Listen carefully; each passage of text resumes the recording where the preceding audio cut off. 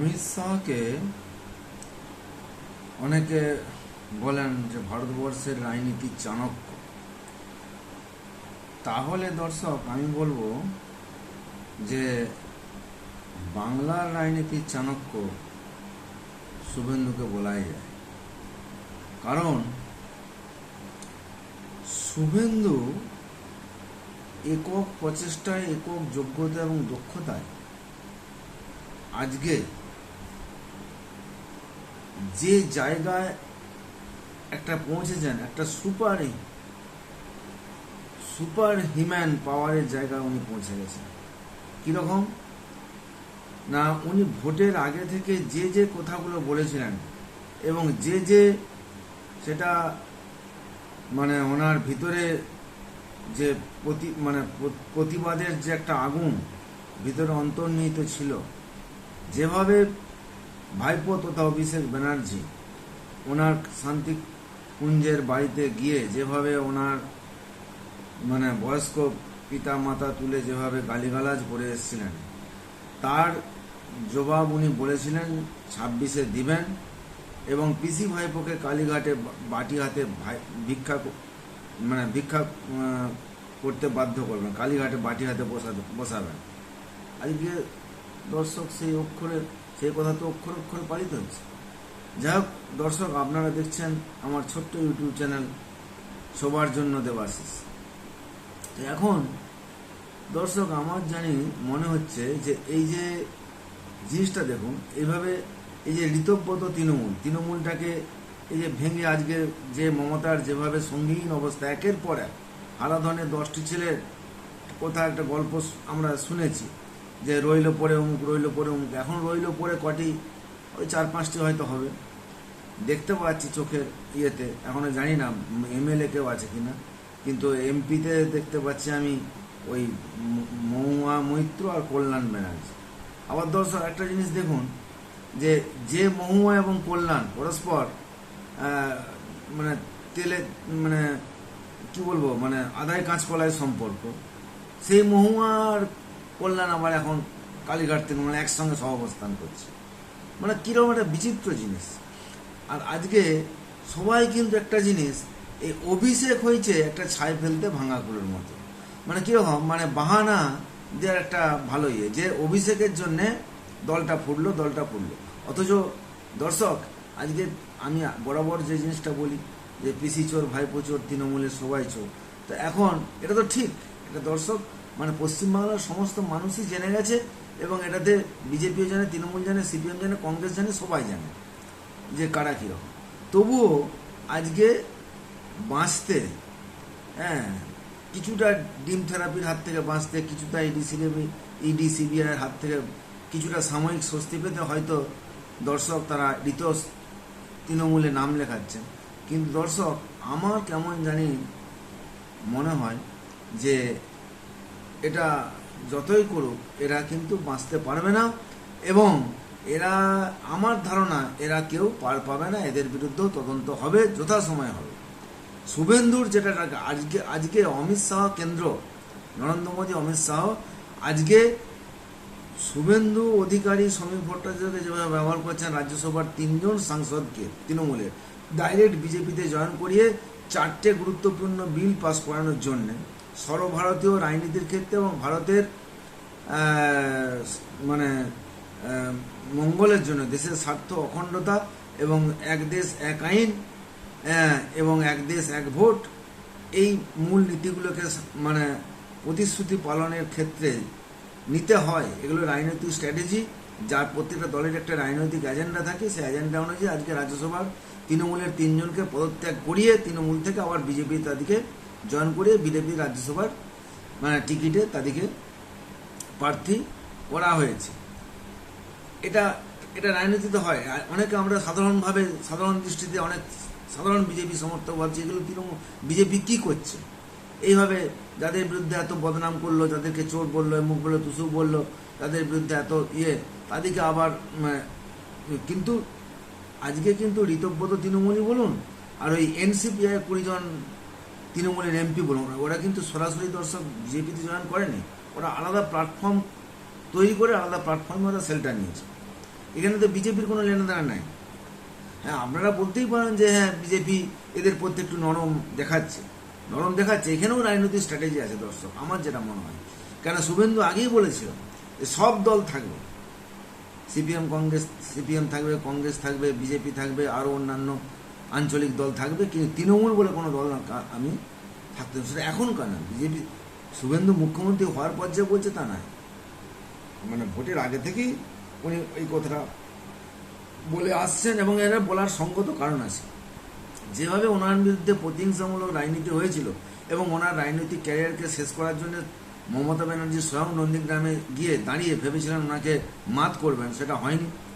হ্যাঁ, যাই হোক, এইভাবে কিন্তু আজকে উল্টে তিনিই মাত হয়ে গেছে, এবং ওইটাই শুভেন্দুর টার্গেট। এবং শুভেন্দুর টার্গেটকে ফিল আপ করার জন্যে নরেন্দ্র মোদী, অমিত শাহ কিন্তু শুভেন্দুকে ফ্রি হ্যান্ড দিয়ে দিয়েছেন। এটা কিন্তু শুভেন্দুর যোগ্যতা এবং দক্ষতা এবং রাজনৈতিক বিচক্ষণতার পুরস্কার। যে যতই আজকে যত বড় মানে সমালোচকই হোক শুভেন্দু, তিনি স্বীকার করতে বাধ্য হবেন যে শুভেন্দু একটা রাজনৈতিকভাবে অনেক প্রাজ্ঞ, ভাইপো তার কাছে নখের যোগ্য নয়, যে যাই বলুক।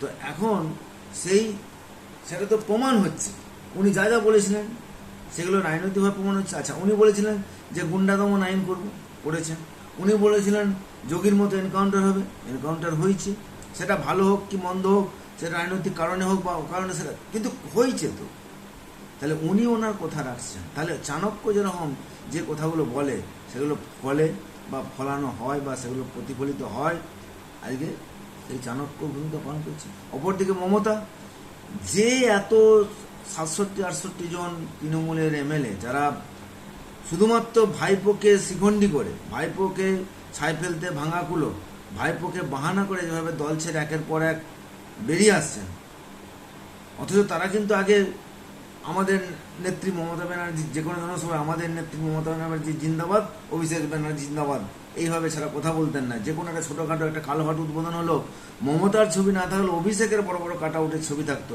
তাহলে আগে তারা বলেননি কেন? তারা বলছেন না আমরা ভয়ে বলতে পারি না, আমাদের হাত পা বাঁধা ছিল, আমরা বন্দি ছিলাম।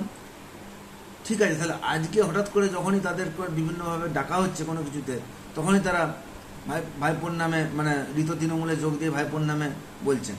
ভাইপো চোর, ভাইপো মানে ম্যাক্সিমাম টাকা বিদেশে আছে, এটা সবাই আমরা জানি, ঠিক আছে। কিন্তু আপনারাও সাধুপুরুষ নন, আপনারাও সব এক একটা সেই চুরির ম্যাক্সিমাম। আপনারা বলছেন না আমরা কোনো টাকা পাইনি, কিন্তু কিছু টাকা তো পেয়েছেন, 25 ভাগ তো পেয়েছেন, 75 ভাগ কালীঘাটে গেছেন, মানে ভাইপোর কাছে গেছে, বাকি তো পেয়েছেন।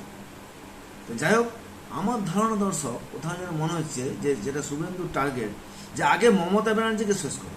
সর্বভারতীয় রাজনীতির ক্ষেত্রে দিল্লিও চাচ্ছে যে বিভিন্ন ইস্যুতে মমতা ব্যানার্জি যেভাবে সরকারকে, মানে দিল্লির সরকারকে যেভাবে নানা রকমভাবে মানে করার চেষ্টা করতে, যেভাবে ওনার দলের লোকেরা তৃণমূলের যারা বলতো যারা বিজেপির একমাত্র বিরোধিতা করতে পারে মমতা, অমুক তুসু ঢ্যাক ফোল্লা, যেভাবে ওনাকে মানে হাইলাইট হয়ে যাচ্ছিলেন, তার ওনাকে মানে একটু কিছুটা ডাউন করার প্রয়োজন ছিল সেই হিসেবে।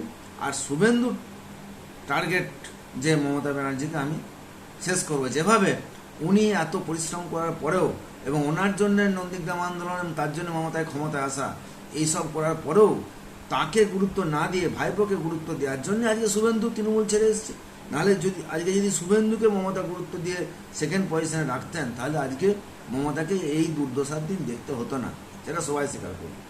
সুতরাং মমতা ব্যানার্জি, শুভেন্দু অধিকারী যদি এখন বর্তমান রাজনীতি পশ্চিমবঙ্গের চাণক্য হয়, তাহলে মমতা ব্যানার্জিকে বলা যায় যে অন্ধ ধৃতরাষ্ট্র, মহাভারতের অন্ধ ধৃতরাষ্ট্র, যিনি ভাইপো স্নেহে অন্ধ হয়ে আজকে 70 জন এমএলএকে তিনি ত্যাগ করতে পারছেন, জেতা এমএলএকে, কিন্তু তিনি যেন ভাইপোকে ছেড়ে যেতে পারছেন।